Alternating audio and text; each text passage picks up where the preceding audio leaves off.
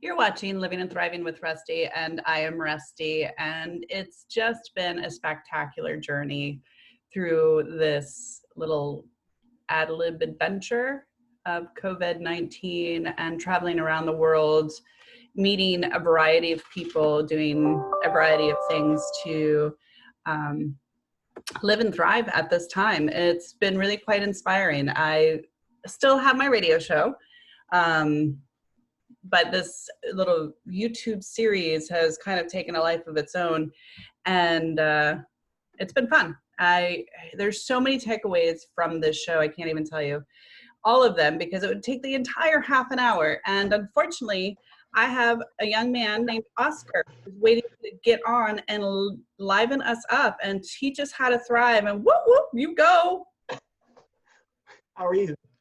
I'm living the dream, man. I'm in this cosmic orgasm right now. It's, when you get into people and life and living and the beauty of the flaws and the deliciousness of the mistakes and the creation and collaboration and growth.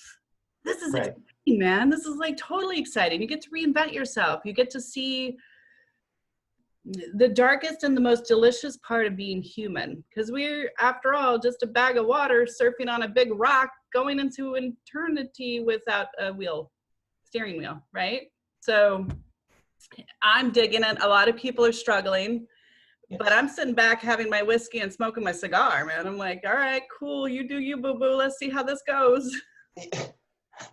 Life is what you make of it. Your outlook determines your outcome. That's what I would say. Oh, then I'm gonna be a multi-billionaire because I'm like living life right now. I'm loving every bit of it. And I don't know if you know much about me or my journey or why I started the YouTube series, but it was really to figure out what people are doing at this time, because in my little naive world, I thought everybody was in their 3-day-old spaghetti stained nacho Dorito t-shirts watching Netflix and not really doing much. But people are out there hustling.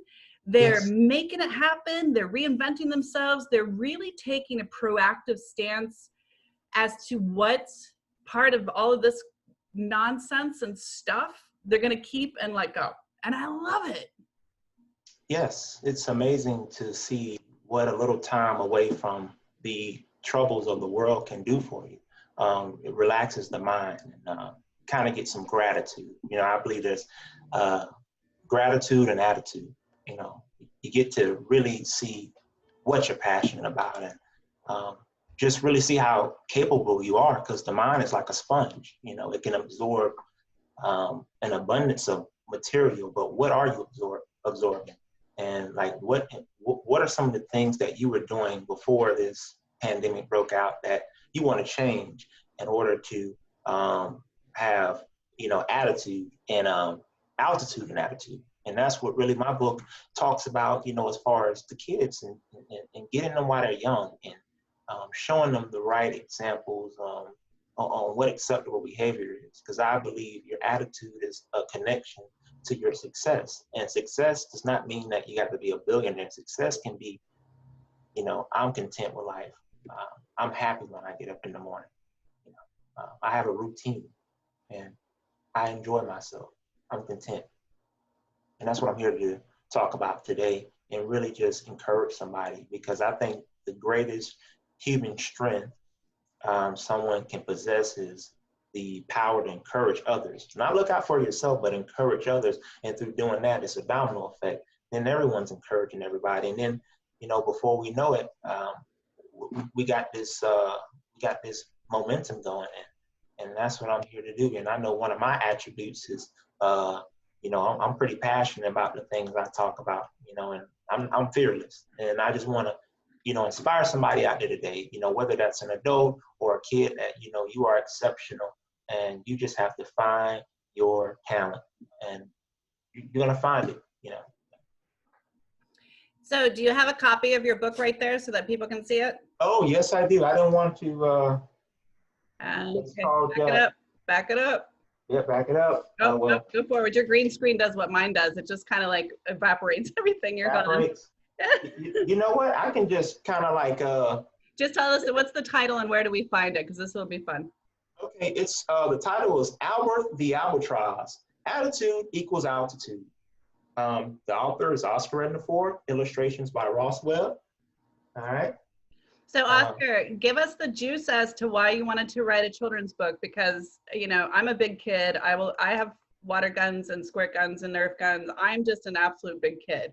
And I love children's books, not necessarily because I can't read anything higher than that. It's just a lot of the stories are really fun and they're great to teach children. So what was your inspiration? Well, I will first say that I appreciate the opportunity that you've given me to be on the stage to just grace, your listeners and viewers. And, the inspiration came from the core values my parents taught me and demonstrated to me throughout my childhood. And things that I experienced as a young adult, which were crucial in the creation of the character. Lessons like treating others fairly, standing for a purpose, leading with integrity, sharing, putting passion to everything I do, being a team player. Those were all experiences that I, had an opportunity to learn from, and they made me wiser. And, I know that, by those experiences, it built up my, emotions and my intentional attitude. And I felt like, there's millions of kids that are out there in the world growing up without hope, role models, and people that they can actually look up to. They don't want to dream anymore. And the American dream was founded on a dreamer, all right? The imagination. Everything happens within the mind. Success is an inside job. It doesn't happen on the outside. And I just thought about those things, and I wanted to create a picture book that I felt had substance and taught very valuable life lessons to impressionable young readers. Attitude is something we assume is taught in the household. However, it does not always come to light or is addressed. I believe an uncoachable child becomes an unemployed adult in the future if the attitude is not nurtured early. And really the purpose of my book is to give readers insight into the power of a positive attitude, the values of integrity, respect, and how that translates into winning in the game of life. And those are things that I witnessed growing up and I use in order to change my life. And you can change your life today with one simple thought. All right? So think about your thoughts. Your thoughts become your habits become your attitude. And after that, that's your character. And I want to inspire you today to think positive. All right, you can do it. That's a lot easier than when I was growing up. I grew up in the deep South where your attitude was based on which switch you picked. I grew up, I'm a little bit older than you. Your neighbor would whip your butt all the way to your mama, and your mama would whip your butt all the way into the door. You had no altitude other than how far you got tapped up. Exactly right. Oh my God. So did you go to school for writing or reading or education, was this just something that popped up in your head and you're like, I'm gonna do this? Well, just to kind of give you like a backdrop, I was born and raised in Sanford, Florida, and hi neighbor. I'm in Inglewood over by Sarasota. Hi, neighbor. Well, hey. Yeah, so so I mean that's where I was raised, and so I went to St. Leo University. That's my college. I earned my master's in business administration, and shortly after that, I went and started working for the largest retailer right now in logistics. So after about 6.5 years, I mean, I just felt like I was capping out. I was not, accessing my full potential. Yes, it was a great job. It paid for my bills and it kept me fed, but it was not feeding me internally as far as what I wanted to do. And I know I wanted to be in a field where I could be with young adults and, inspire them to be the best representations of themselves. So prior to, parting ways with that company in 2018, right, at the New Year's Eve, because we all talk about our New Year's resolutions.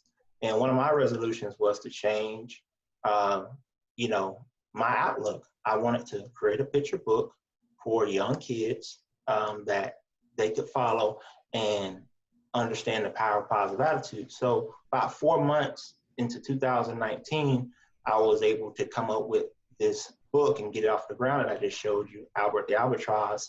And then I started from there. And, you know, when I actually did move into another career, I became a 5th grade math and science teacher. So it's crazy how life works, because prior to me even becoming a teacher, I had thought about creating a book for students. Now I'm in an environment with students that I can utilize this with. So it's all coming full circle for me. And I believe that, you know, I'm a man of faith, and I believe that things happen for a purpose. And that was just my purpose in creating that book. And now I can share it with not only my students, but people across the world, and talk about how attitude matters. And depending on your attitude, it's going to determine where you go in life. It's the difference maker. It's the thing that happens before success, you know. So, but that's a little bit of my backdrop and my story and how I started. I think it's really fun that you went kind of full circle. I mean, getting your master's degree in business is about as exciting as stubbing your toe or having your teeth extracted without anesthesia. It's just not, it's not an exciting thing. It's important and it helps you with your career, but it's not fun.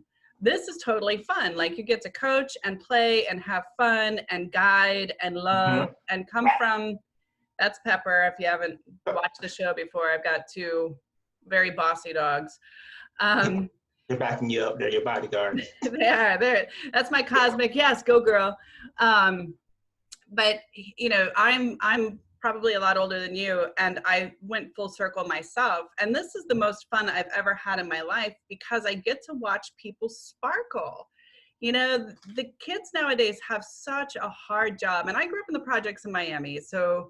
You know, I grew up hard knock life. I grew up popping out my earrings every day after school, ready to play. Oh man. And we, you know, that's just the way it was. And so I think my life was a lot easier than what the kids have to experience now with COVID and stupid school shootings and, you know, bullying to a 10th degree with the social media. Like, when I grew up, we didn't have that. Our phone was connected to the wall, and if you said something out of line, your parents heard you and they'd beat your ass. So you didn't get that privilege. You had strict parenting, and you know, you had your parameters. You know, there was no teeter-totting.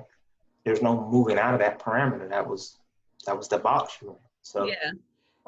And now I think kids just have such a hard time. I think it's so much harder than what it was for us. I mean, we could be sneaky, we could do stupid things, but you know, these kids have a lot more stuff that they're influenced by. And it's really nice to see somebody going out there above and beyond and helping change attitudes or give a different perspective of what attitude means. Because I was sassy. I had a bad attitude, but I grew up in the projects and I was getting my ass beat every day. So, you know, there is that attitude, which I think is normal for kids like me, like more inner city kind of kids. But then there's a different kind of attitude, which is what I think you're really talking about, which is just being negative Nancy, right? Talk to us a little bit about the variations of attitude. Well, there are a few variations. There's the defeated mindset, right? We talk about the defeated mindset before you even start. You know, I can't do it. When I was working at my last employer, you know, we always talked about focusing on the can do, not the why I can't, because that is a gateway into negative thinking. So it's the defeated mindset, right? And then there's also the poor me mindset, and I contribute that to, like, well, you know, I grew up in an environment that, you know, was all negative. So poor me, you know, I don't have any opportunities, and that can lead down to some negative consequences. Also, another negative mindset will be just anger, because imagine when you get angry, right? You think you're thinking clear, like all of your training, all of your thought process has gone out the window, because now you're sitting here brewing on a problem that may not ever get solved. And unfortunately, sometimes we get so angry, we can get so angry and hold on a grudge for so long that we forget about why we were angry. I mean, how's that work, right? So that's another variation. Those are three that I can come off the top of the head and say that that I've identified and I, noticed, even just in my experiences, just whether I was teaching, just even like think about people when they don't show up on time, right? Now you may see that as, well, it's going to happen, right? But I'm talking about folks that, when they show up late, have an excuse why they're showing up late, right? All the time. And it's always the same thing. And you start normalizing this behavior, and it's not normal because it's not respecting someone else's time. And it also gives the person the wrong idea that they can do that and get away with it because they've been doing it so long. So those are some like negative mindsets that I've keyed in on, and they may seem simple, but they're complex because it's always a choice at the end of the day. And that's what I'm, trying to run home with the book in a very careful way, that you have to be mindful of your thoughts and your actions because they have consequences to it, right? So whatever you choose to do in life, there's going to be a reaction to that. Yeah. What is the age group for the book? Is it elementary? Oh, yeah. Oh, you hit it right on the head. It's elementary. It's ages 4 to 12. But my target audience is parents, grandparents, educators that have male and female elementary school students, because I don't expect little Johnny to get on Amazon and say, "Hey, Mom, I got to have that book. I got to have it." They're not going to do that.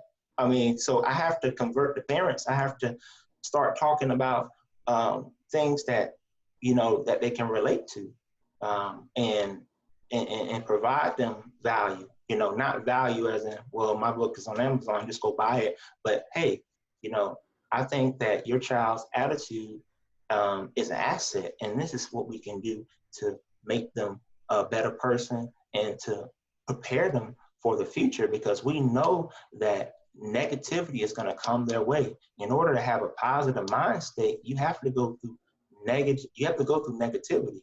You have to go through someone talking about you or saying something mean. But it's what you do after the fact that makes the difference. And that's what we're talking about today. Do you think that this is kind of, I'm setting you up. So I don't know if you've ever watched the show, but I set people up. So do you think that the attitude is developed from environmental factors, natural factors? What do you think people learn how to have an attitude? Well, I think that people learn how to have an attitude. Kids do this. Kids, they don't listen to what you say, they watch what you do.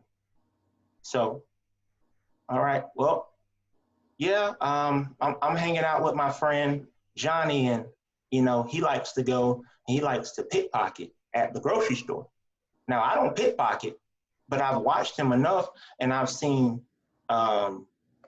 he hasn't had any negative consequences yet. All these have been positive for him. So maybe I'll try. And then now you start normalizing negative behavior along with everything else that he's doing. Right? So that's a learned behavior. That's a conditioned response. And I think that the environment has a tremendous impact on how our kids end up. If kids are seeing their parents argue day in and day out, they're going to think that's acceptable. If a man puts his hands on a woman constantly in front of his son's going to think that that's the way to operate and handle business. It's not right, but they're going to believe that, but so switch it up. I have to tell you, I was recently is could be like 6 months ago. because I'm so busy. But I went to Miami for a radio program, and he actually cut me short because he didn't like what I had to say. And here's my thing, and I'm giving this to you to have a conversation. He asked me about poverty and how I feel that poverty can change. And, you know, I grew up in the rough side of life. And so I've seen that. I also built a 2,500 square foot home with my bare hands, owned 3.5 acres of land. And I worked my ass off. First high school diploma, first college degree. I did it, right? Correct. And so I said, I think if there was any magic wand that I could have, I would make sure that all neighborhoods had poor people. And here's why. When you're a poor kid like I was, I mean, we were literally dirt poor, and you get off the bus, all you see are the symptoms of poverty, the symptoms of lack, the symptoms of fear, the symptoms of abuse, addiction, and very little hope is on the faces of your neighbors, the people in the project, the kids in the projects. They're bullying each other because that's what their parents do to each other. You know, there's drug deals going on over here. There's just, you know, this environment that is constant for a child. And he said, well, you know, if I were a doctor, I wouldn't want somebody like that in my neighborhood. And I said, well, think about it this way. If you were a poor child and you got off a bus and you saw a vet tech and you saw a doctor and you saw a lawyer and you saw all of these other types of people that you hear about, but you actually never see, that changes your story, doesn't it? It definitely does. I feel that the more positive influences we absorb, the more positivity we press into the subconscious minds of the world. And I say that because I want to directly answer what you've illustrated. And it all comes to perspective, just the perspective that we're seeing in life, right? Because if we're seeing value in our community, then we don't see the obstacle. We don't see what you just said. We see opportunity. And when people see opportunity, the sense of awareness increases, it heightens. And then you stop saying, well, I can't do it. And you start changing that to maybe I can. Maybe I can do it. No, I can do it. I just have to be patient. I got it. It's not going to be easy, but I have it. So as a human, I'm going to go through the normal emotions, right? But how I manage my emotions makes the difference. And that was just me trying to go through the thought process of getting someone to flip from a negative mind state to a positive one. So they have to see that in their community. And then just like little kids, you know, when they come to school, you can teach them all you want to, but you have to represent what you're trying to get them to do or see, you know? I love it when you have the opportunity to, I call myself, you know, I'm a coach, but I call myself kind of like the bumpers when you're bowling. You know, and the little kids pick up that big heavy ball and they're like trying to bowl and they drop it and the bumpers protect. It's so cute, but the bumpers protect the ball and they did it. You know, the ball's going down. It doesn't matter if you're a bumper or not. It doesn't matter, you know, but you're kind of there to make sure that they have a little bit of success. And that I love. I love watching them have life and explode with joy because they did it. And a lot of these kids, at least from my perspective, the way I grew up, there was no hope. Boy, the teachers didn't even want to be there. Most of the teachers were just so pissed off and done that they weren't useful anymore either, because there were so many of us that were angry and sad and hungry and all of these things.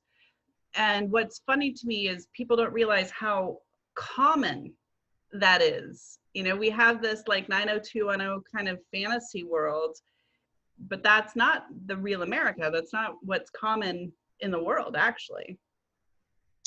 It's not. And we have to acknowledge that, because having a positive attitude is not about saying I'm okay when you're not okay. That's denial. That's strictly denial. And we have to be able to see the complexities of negativity, because negativity comes in all forms. We just talked about that. It comes from each angle, but how do we take someone that has been in an environment that's been negative all their life?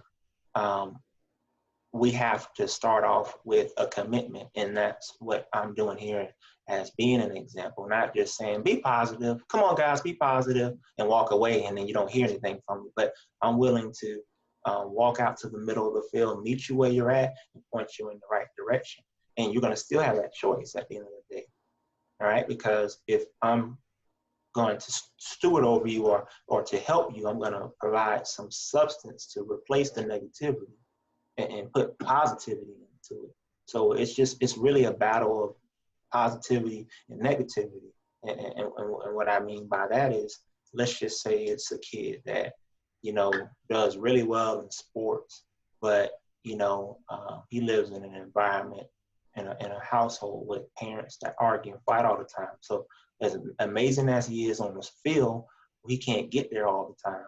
And I see coaches in particular, I really have a soft spot for coaches, because, and we're talking about in any type of sports, that, they go out of their way to ensure that they create an environment of trust, whether that's going to pick up kids, bring them to sporting events, have them involved, having them see these positive examples of what life could be like.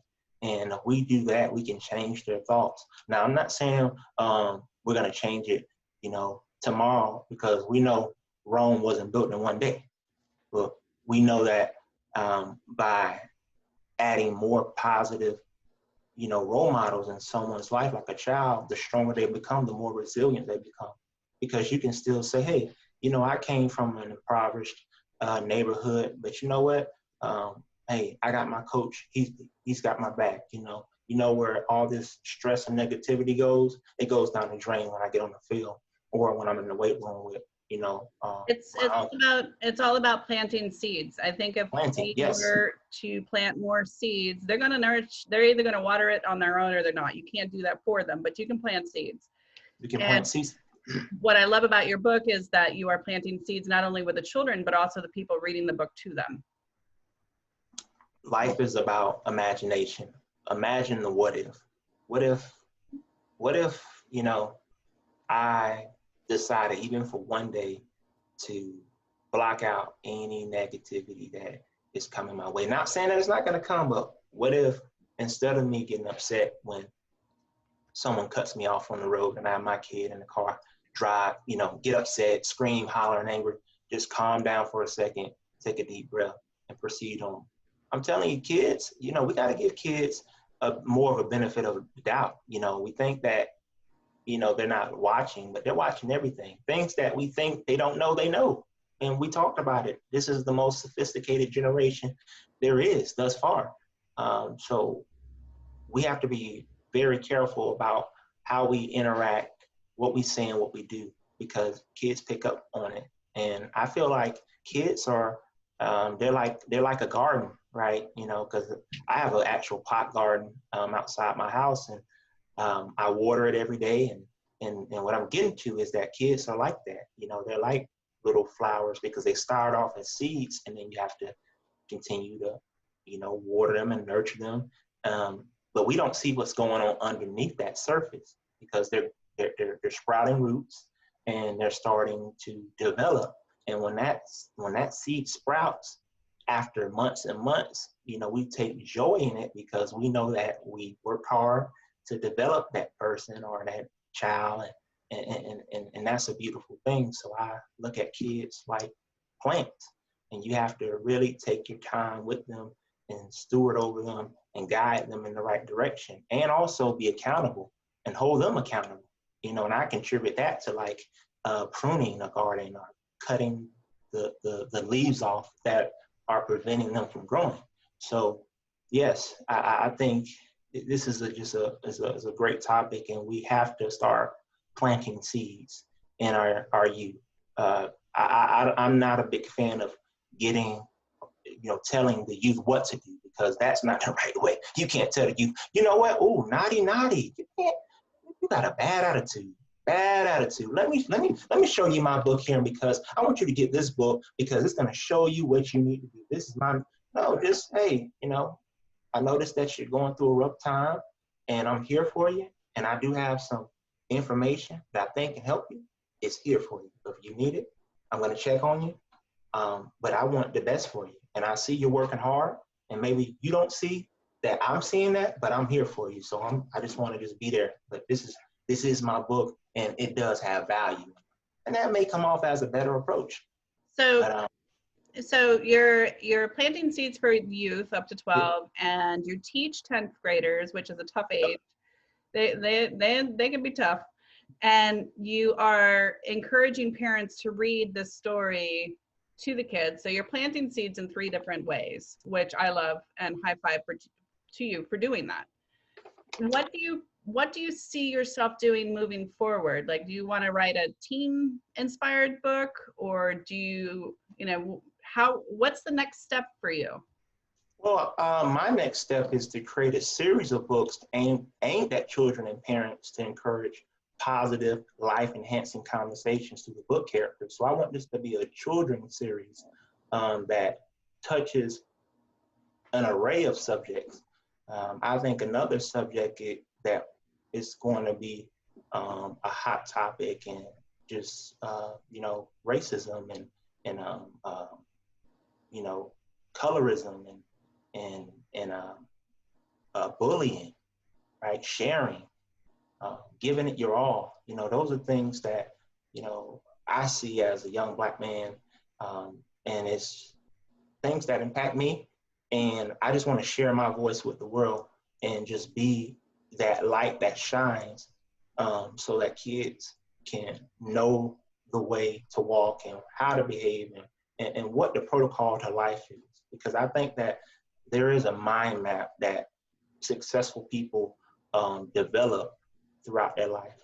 No matter what they do, it's something about them. It's the way they talk, the way they smile, how they interact with people. And like I said, kids are watching. They're not so much caught up on what you're saying. They're watching you. Are your actions and your behaviors lining up with what you're saying? Because if they're not, you're going to be canceled. Cut out. No, they're not going to deal with you. So you have to be consistent in what you're saying and what you're doing. And that is my next step.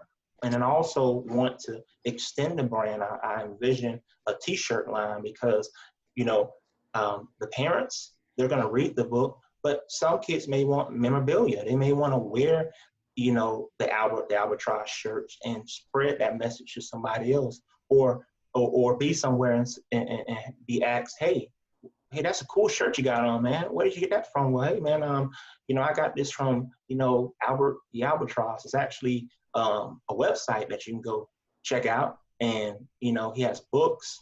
And I think this would be great, for any young kids coming up wanting to learn about the value of their attitude and how it will be the gateway to their success. Oh, really? I didn't know about that, and then now we got another extension. But those are 2 things I see in the future.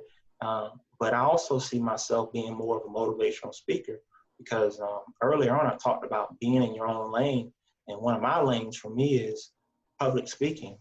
Now, I'm not going to say, hey, that I hit the marks all the time, but I'm fearless and I believe in myself. And I think that kids need to see conviction. They need to see people that are comfortable in their own skin.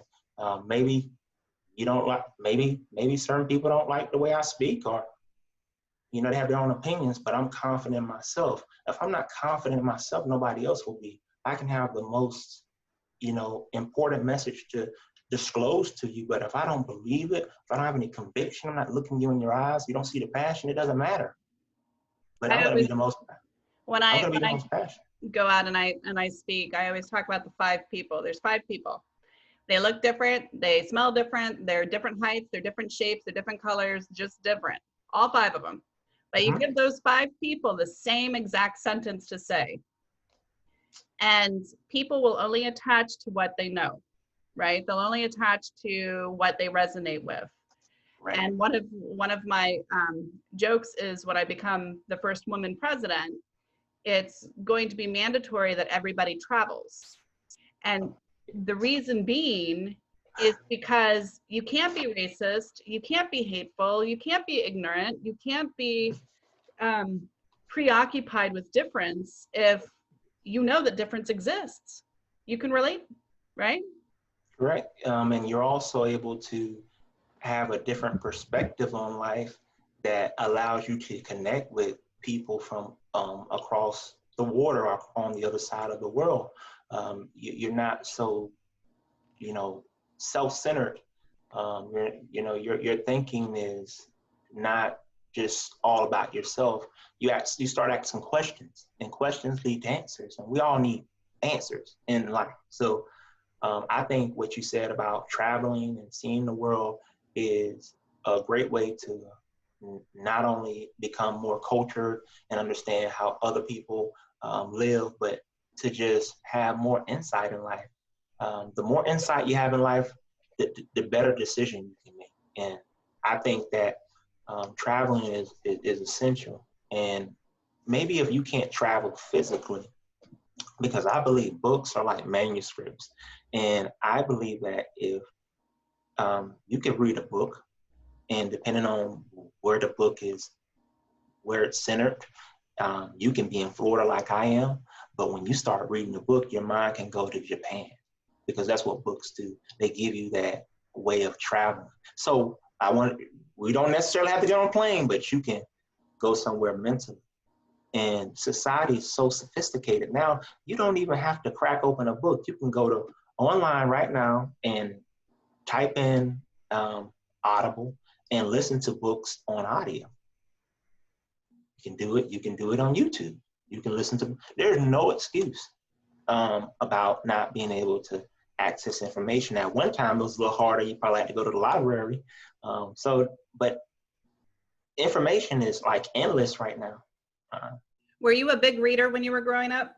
Oh, no, I was not a big reader. I was definitely, it wasn't something that I was passionate about. I was not, and I had to learn how to become more passionate about it. I kind of contributed to like wearing shoes. So here's what I'm getting at with wearing. That's against Florida laws, wearing shoes. I saw it. Well, I played basketball because I was more of a, I thought I was going to the NBA. You know, that was my goal, to go to the NBA. But where I'm getting at with the shoes is that, you know, depending on who makes the shoe, if it's a shoe produced by a brand like Nike, you know, your size 12 may not fit in that shoe because of the engineering on that shoe. So you're not going to wear that shoe because it's going to hurt. So you're going to find a shoe that you like. And even as a kid, I know when I found the shoe I liked, I wanted to wear that shoe all the time. I didn't care if my outfit was mismatched. I wanted to wear those shoes because I love those shoes. And I think that's the same way like reading. When you find a topic or a genre that you become enamored with, then you get this appetite that you can't quench. You want to read more. And then the reason I want to keep stressing about reading is because, man, reading is the gateway to also public speaking. You may not be a great speaker, but if you can write something out and read it over enough times to where you're confident, then you can perfect your public speaking. So all those things are gateways. And then people that don't. People don't understand, and we've got to wrap up because we're running out of time, but people don't understand the value of not only reading and educating your mind so that you're more articulate and you speak well, right, but you have more knowledge, which knowledge is power. We all know that. The smarter you are, the more powerful you are. That's just truth right there. But public speaking is huge because that's how you get jobs. You have to be able to say something other than because those aren't actually skill sets, right? Sounds like Scooby-Doo. Yeah, I love Scooby-Doo though. But anyway, I had to get you because I know you were joking at me a little bit. So I always joke, but you know, that's a really important skill set to have, is to be able to public speak. And you don't necessarily need to do it in front of an audience, but you have to be able to hold your own during a business meeting, during a job interview, during even talking to your teachers. right? I believe that's important. It doesn't have to be anything, just like I said, all right? So maybe you're unsure about what to say, but if you think about it, like if I'm going to ask the teacher if I can sharpen my pencil and I'm a student and I'm not comfortable speaking to the teacher, I may write it out and then look at that paper a few times and then raise my hand. And after the third time I've looked at that paper, I'm gonna say what's on that paper. I'm not gonna let my mind teeter and tire off anyway. Like, I think sometimes we think that we have to be impromptu, like, you know, but for me, I love the public speaking, and I think it's an asset to my business because it forces you to be out in front of people. You're open, you're vulnerable. Like, I don't know what you're gonna ask me. I don't. You could ask me something that I don't have any answer to, and I could look like Scooby-Doo in front of all your fans. But for me personally, I think it's the most powerful thing that I'm providing because it allows people to see me for who I am, and I'm an extension of my brand. And then people start to get familiarized with my speaking and me as a person, and then they start connecting me to this brand and positivity. Oh, that's the guy that's talking about attitude equals altitude. Oh, that's the guy that's talking about planting seeds. Oh, that's the guy that's talking about taking care of the youth, empowering my kid. Oh, I'm gonna support him, you know, because I want that message to keep going. So don't fret about public speaking. It's preparation and it's also about confidence. You don't know how many times I was sitting here before we even started and I had to get my mind right and believe that, you know, I can get through the interview, even though I've done interviews tons of times, but have that confidence. It's the same thing we're talking about with a positive attitude and a negative attitude. You have to win that battle. It's so funny how we think that you can do it a few times and you're not nervous or you're not scared or you're not uncomfortable. Yeah. And that's not true at all. I mean, if you look at Oprah Winfrey or Anthony Robbins, I mean, they talk all the time, but they also have to prep themselves and kind of like get good and comfortable because every time is different and every time is a little nerve-wracking. Yeah, Oscar, you are my hero. I just want to let you know that. I want to know where we can find your book and how we can reach you if we happen to be in elementary school, or actually, ironically, I might have an elementary school teacher who wants to interview you. Well, we'll see. I'll make that connection. But, you know, this is a great time for YouTube videos for you and to spread your word and go to different elementary schools and talk about Albert. Oh, thank you so much. I appreciate just everything that, you know, we've spoken about, but how you can, you know, reach me for, like you said, with, you know, contact, you can reach me at 3101 Southwest 34th Avenue, Suite 905, pound 336, Ocala, Florida, zip code 34474. I love fan mail. Please let me know what you thought about this interview. If you want to purchase the book, it's available on Amazon, Barnes and Nobles. And then if you just really love how much we talked today, you can get some more talking from me at my Facebook website, which is Albert the Albatross. So all you have to do is go to Facebook and type in Albert the Albatross. Instagram, Albert _the _albatross, or Twitter, Albert the Albatross. All right, so guys, I've enjoyed it, and I really hope that I'm able to come back again and talk about the next book, or we're just able to just, you know, shoot the breeze about other stuff. Man, it's been a great time. Thank you. We've got to shoot the breeze about other stuff. This is how friendships happen. This is how networking happens. This is how people get to learn and grow on an authentic level. That's why I love what I do, because I'm just an everyday person. And that happens to be kind of important because there's three types of people. There are the A-list celebrities that make lots of money and they get to have all kinds of fancy free things, right? And then there's the really, really bad guys who do stupid stuff and like do really bad stuff and they get famous because they're bad guys. And then there's us. We're like 90% of the world who holds the world up, and we do all the stuff that these two groups don't do. So I think we're specialer. Is that a word? Oscar, is that a word? Specialer? I don't know if that's a word, but I'll take it. I definitely take it.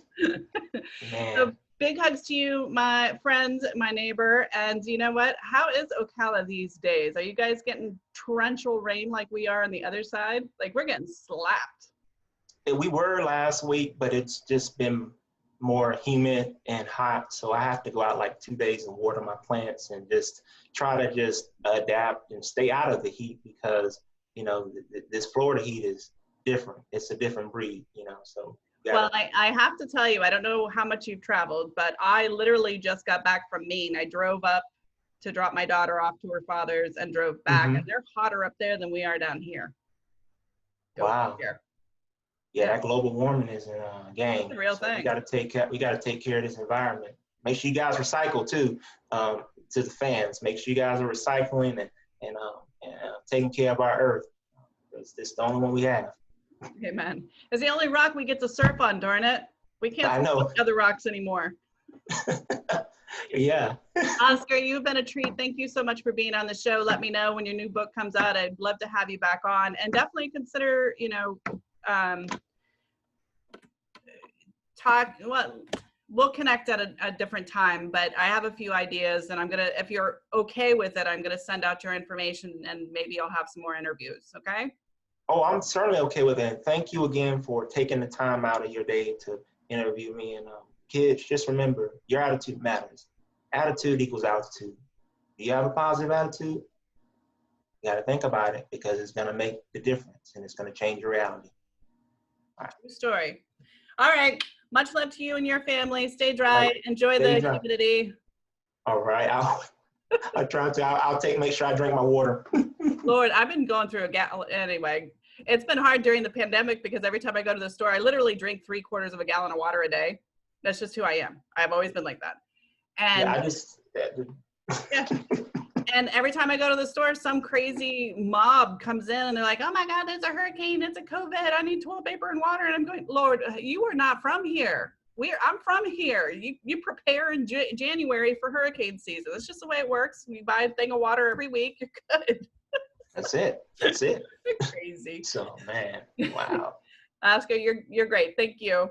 You're watching Living and Thriving with Rustie. I'm Rustie. That was Oscar Redden, and he is the author of Albatross. And you'll definitely have to check him out. His link will be below or to the side or somewhere. And he likes fan mail like I like fan mail. And you know what's really great about that?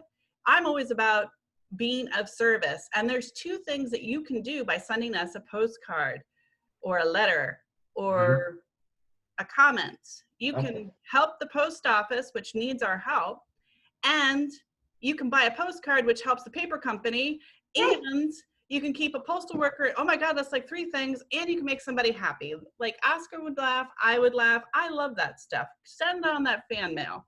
We love it. And you'll find his information below.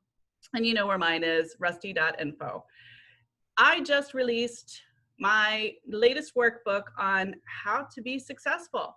I'm all about taking your biggest, wildest, craziest, amazingest dreams and making them into bite-sized bits so that you can actually feel success. Sometimes we get really overwhelmed with wanting to do something and we look at the bigger picture and we don't see that the little parts that need to be put together are easier to accomplish than the bigger picture. And that's where you get to the bigger picture. And my workbook just came out yesterday. It's free on my website. So go check it out, rustie.info. Know that I love you. I'm sorry? Oh, I was listening. I know what you're talking about. I've been to that website, so I know. Know that I love you. Know that you're beautiful. Be kind to yourself.